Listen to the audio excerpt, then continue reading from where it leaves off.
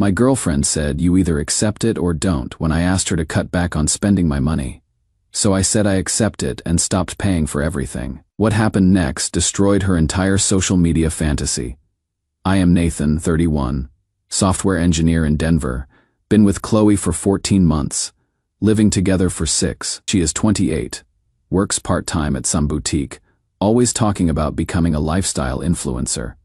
Qley spends money like she is already Instagram famous. New outfit for every outing. $200 brunches where she takes 40 photos of avocado toast. Ubers everywhere because public transit ruins her aesthetic. I have been covering most of it because I make good money and thought I was being supportive. Last month I started tracking our expenses.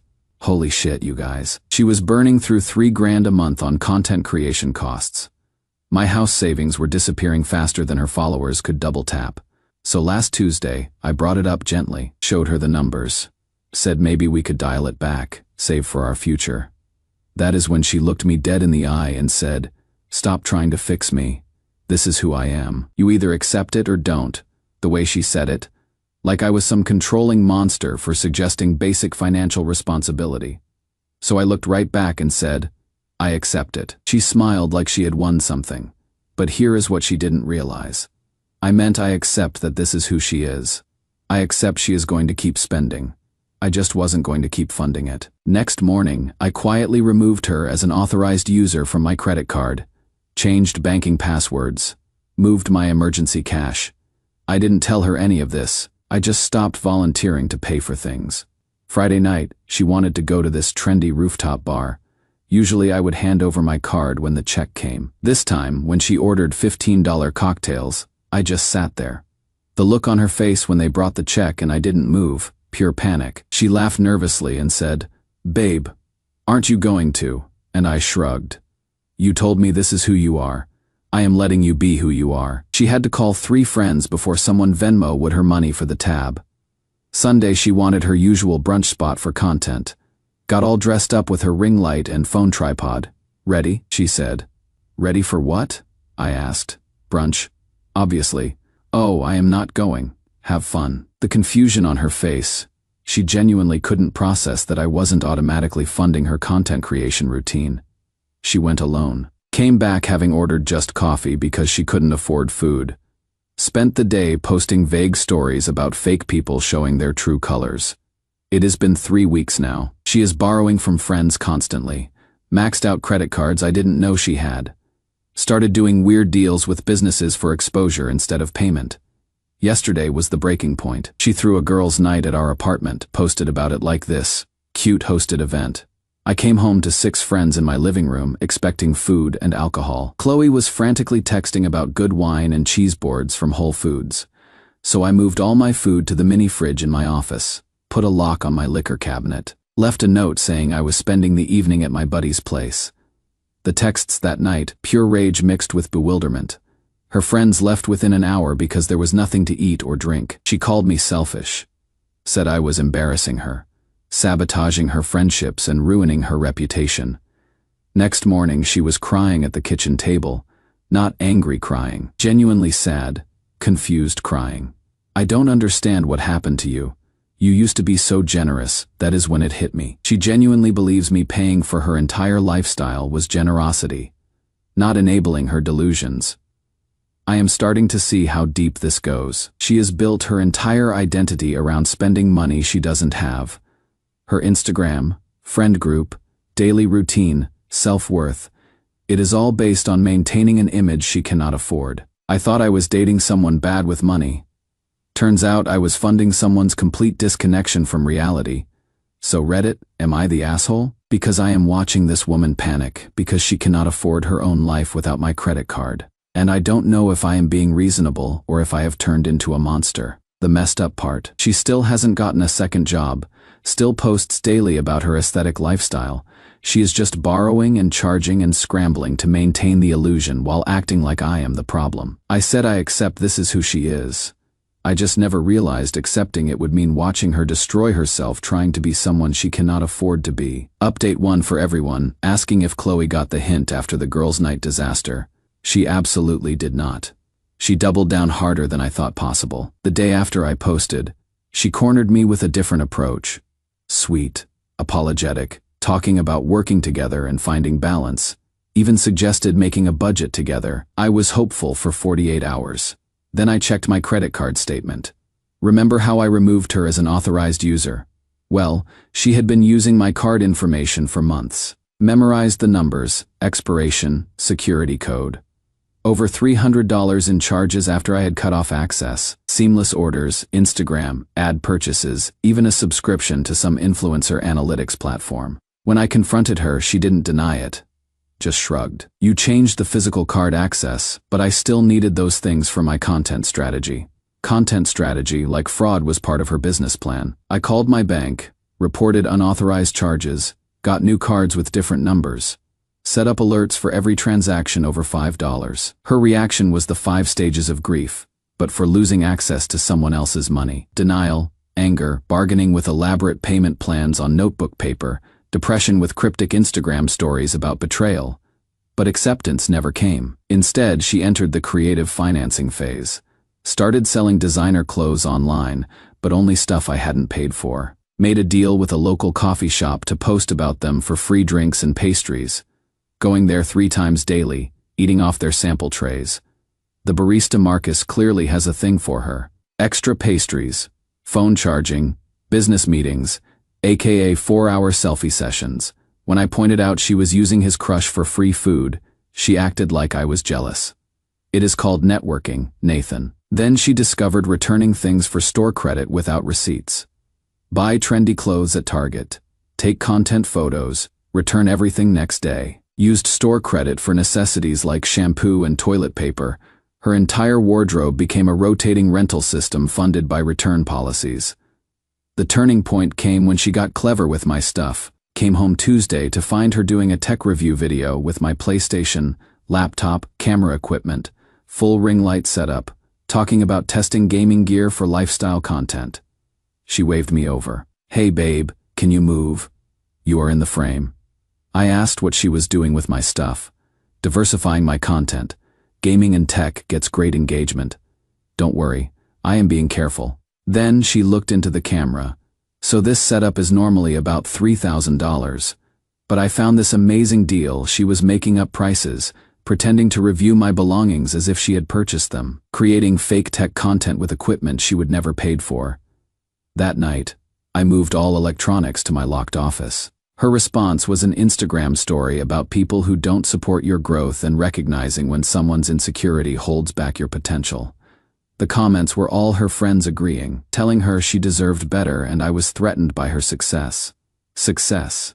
She has $43 in checking, maxed credit cards, hasn't paid rent in 6 weeks, but somehow she is successful and I am the problem.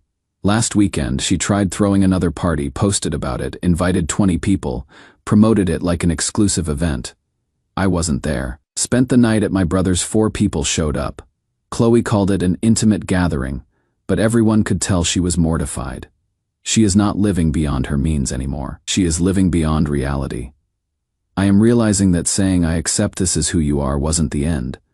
It was the beginning of seeing who she really is when nobody's paying for the performance. Update 2: Qley has officially lost her mind.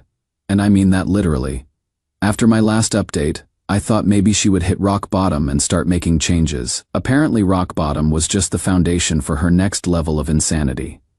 2 days after my last post, she came home grinning like she had solved world hunger. Saturday me down like she was delivering life-changing news. Nathan, I figured it out. I don't need your money anymore. Relief washed over me. Maybe she had gotten a second job, or decided to move back with parents. I made a deal with Tanner. Tanner, the guy who owns that sports bar where college kids drink cheap beer and watch games. She had pitched him a social media partnership. Daily posts about his bar, bring friends for content creation sessions, tag locations, in exchange, free drinks and food whenever she wants. She was so proud, kept calling it influencer marketing and strategic partnerships, said it proved she didn't need anyone else's money. I asked how many followers she had. That is not the point. It is about engagement and authentic brand alignment. 234 followers. Worth unlimited free alcohol to a bar owner. Apparently for a week. Things seemed stable. She would go to Tanner's every evening, post stories with location tags, come home reasonably sober. Then she started coming home later, drunker, talking about Tanner constantly. How smart he was. How he understood the influencer economy. How refreshing it was to be around someone who supported her vision. Last Friday, she didn't come home at all. Saturday morning, she stumbled in around 11, same clothes, makeup smeared, reeking of cigarettes and cheap cologne. I was at the kitchen table with coffee, watching her try to sneak to the bedroom. "How was your night?" She froze. Turned around, still partially drunk. "Fine, just late networking." "You wouldn't understand." "Networking?" "Yes. Building relationships, expanding my brand presence." Then she started crying. Scared crying. He is not what I thought," she whispered. I asked what that meant. "The deal wasn't just about posting, he expects other things. Says if I want to be serious about this partnership, I need to show I am committed." There it was, the natural consequence of treating your life like a transaction where everything has a price except your dignity. She had traded access to my money for free drinks, and discovered that free drinks from random bar owners come with different expectations. I looked at her standing there, mascara running, clutching her phone, and felt absolutely nothing. "You told me this is who you are. I am just letting you live it." She stared like I had slapped her. "That is it. That is all you are going to say. But a strategic business decision. You are building. This is what success looks like in the influencer economy." I used her exact words, and watching her face realized that was probably the cruelest thing I have ever done. She locked herself in the bedroom all weekend, posted vague stories about learning to value yourself, but nothing about her amazing bar partnership. Monday, I researched getting her removed as a tenant because this was never about money. Money was the symptom. Qley doesn't want to be an influencer. She wants to be famous. She doesn't want independence. She wants someone else to pay for dress-up and photos. She doesn't want a partner, she wants a sponsor. When I stopped being her sponsor, she found another one, except this time, the payment plan was more personal. Tuesday night, she tried talking about working things out and finding our way back, said she had learned about herself and was ready for real changes. I told her I was proud of her growth and thought she should continue it somewhere else. "I am giving you 30 days notice. You need to find somewhere else to live." The look on her face, like she couldn't process consequences for her choices, like she thought she could cycle through different people to fund her lifestyle indefinitely. "You cannot kick me out. I live here. You live here because I pay rent. You haven't contributed to household expenses in 2 months. That is because you cut me off. I cut you off from my money. You are welcome to spend your own however you want." Strategic crying. Performance sadness. "Please don't do this. I will change. I will get another job. I will pay everything back." 6 months ago, that might have worked, but I have spent 2 months watching her choose delusion over reality at every opportunity. Watching her manipulate friends, strangers, bar owners to avoid basic math. I don't want to fix her anymore. I just want her to be someone else's problem. Deadline is next Friday. She is alternating between trying to seduce me back and threatening to expose what kind of person I really am on social media. Last night she posted Instagram stories about financial abuse and controlling partners. Her friends are commenting with support, telling her she deserves better. They are right, she does deserve better. She deserves someone who shares her values. Someone who thinks $3,000 monthly on lifestyle content is reasonable. Someone who believes borrowing indefinitely is sustainable. She deserves someone who wants to sponsor her fantasy instead of expecting reality. That person isn't me. 5 more days, Reddit. Then this nightmare experiment in enabling complete disconnection from reality is over. I am excited to see what content she creates about moving back with parents at 28. Update 3, it is over. Reddit. And somehow ended more dramatically than expected. Qley spent the entire month in denial, acting like the deadline was another controlling ultimatum she could ignore until I backed down. Wednesday night, 2 days before she was supposed to be out, I came home to find her throwing a party. A farewell tour party she had been promoting on Instagram for a week, complete with custom hashtag. She had invited 30 people to celebrate her next chapter. I walked into absolute chaos. People everywhere, music blasting, empty bottles covering surfaces, someone's vomit in my bathroom sink. Qley waved like I was a late guest. "Nathan, perfect timing. We are doing group shots for the farewell post." I asked what the hell was happening. My going away party, obviously. Everyone wanted to celebrate before I leave for my next adventure. Next adventure? Getting kicked out for not paying rent was her next adventure. I called building security for noise violation, called police for trespassing, since none of these people had permission in my apartment. Security showed up first. Half the party cleared out immediately. Police arrived 20 minutes later. Qley was screaming at remaining guests to stand their ground and not let him ruin this. I showed officers my lease, proved I was sole legal tenant, explained the unauthorized party after notice to vacate. Qley argued she lived there too. Officer asked to see her name on the lease. The look when she realized she had never been a legal tenant anywhere was unforgettable. By midnight, everyone was gone except Qley, me, 2 officers, and evidence of what 30 people had done to my apartment.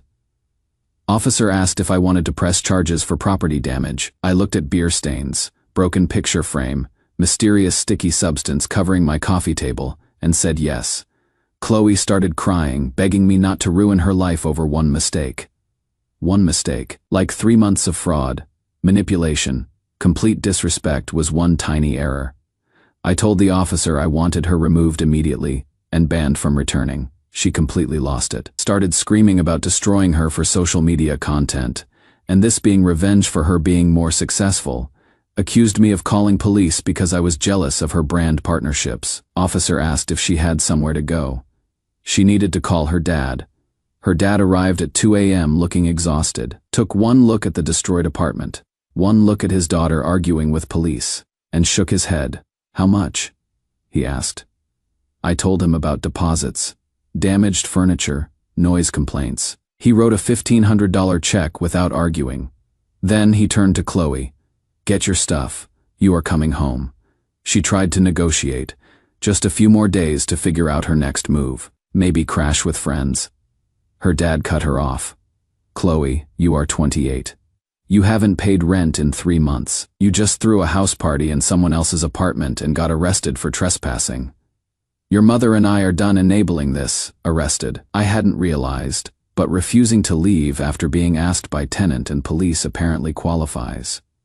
Her dad helped her pack while I documented damage. She kept explaining her brand strategy and platform building, but he wasn't hearing it. Last thing she said, "This isn't over. Everyone's going to know what kind of person you really are." I looked at her, surrounded by trash bags of clothes I would paid for, moving back to her childhood bedroom after burning every bridge, and said, "I hope they do."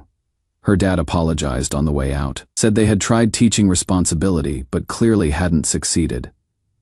Saturday morning, I woke up in my own apartment without wondering what fresh chaos would cost me money or dignity. Spent the weekend deep cleaning, replacing damaged items, changing locks. Monday started looking at condos. Everything she said was right. I am controlling. I want to control my own money, space, life. I want to control whether strangers throw parties in my apartment. I want to control whether my savings go toward a house or Instagram addiction. She was right that I don't understand the influencer economy.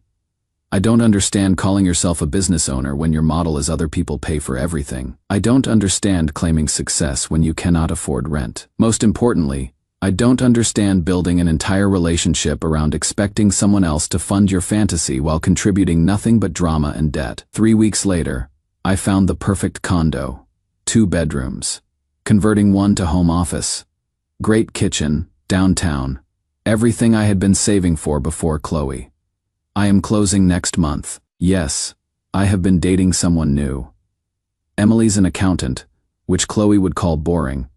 She splits every bill to the penny, maintains detailed budgets, never expects me to fund her lifestyle. She has hobbies that don't require constant social media documentation, reads books, plays piano, volunteers at animal shelter, conversations about things other than follower counts. First dinner, she insisted on paying her own meal, said she preferred it because it meant we were both there by choice, not financial obligation. That is when I realized what I had been missing, the choice. Emily chooses to spend time with me. Qley needed me to spend money on her. Last week, Emily asked to contribute to groceries since she had been staying over, asked about splitting a Costco membership. I almost cried. Someone actually wanted to contribute to our shared life instead of consuming it. As for Qley, Her social media has been educational. First week, toxic relationships and escaping financial abuse. Decent sympathy from followers who didn't know the story. Week 2, finding yourself after betrayal with motivational quotes. Week 3, moving back home as self-care and focusing on personal growth. Spinning living with parents as deliberate choice. Week 4, reality started showing. Posts less frequent. Photos obviously in childhood bedroom, cropped to hide it. Lifestyle content disappeared, replaced by generic quotes over stock photos.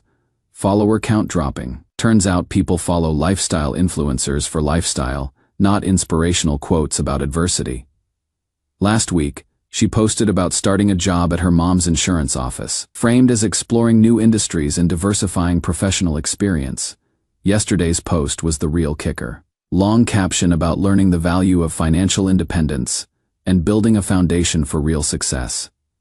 She is working full-time now, has a budget, pays parents' rent for her childhood bedroom, drives her mom's old Honda instead of Ubers. She is finally living the life I had suggested all along. She just had to lose everything first to realize it was actually a good idea. Last night, Emily asked if I ever regret how things ended, if I wished I had tried harder. I told her the truth. I regret taking so long to realize that loving someone doesn't mean funding their delusions. I regret enabling self-destructive behavior for both of us. But I don't regret setting boundaries. I don't regret expecting adult behavior from an adult, and I definitely don't regret discovering that when you stop paying for someone's performance, you find out whether there is anything real underneath. Turns out there wasn't. But now I know what real looks like. With someone who wants to contribute instead of consume. Real is someone whose personality doesn't disappear when they cannot afford to maintain it. Real is someone who chooses to be with you, not someone who needs you to choose them. Qley taught me that lesson in the most expensive way possible, but Emily gets to benefit from everything I learned. Thanks for sticking with me through this insanity, Reddit. Sometimes you have to let people show you exactly who they are instead of who you hope they could become. I finally learned how to listen,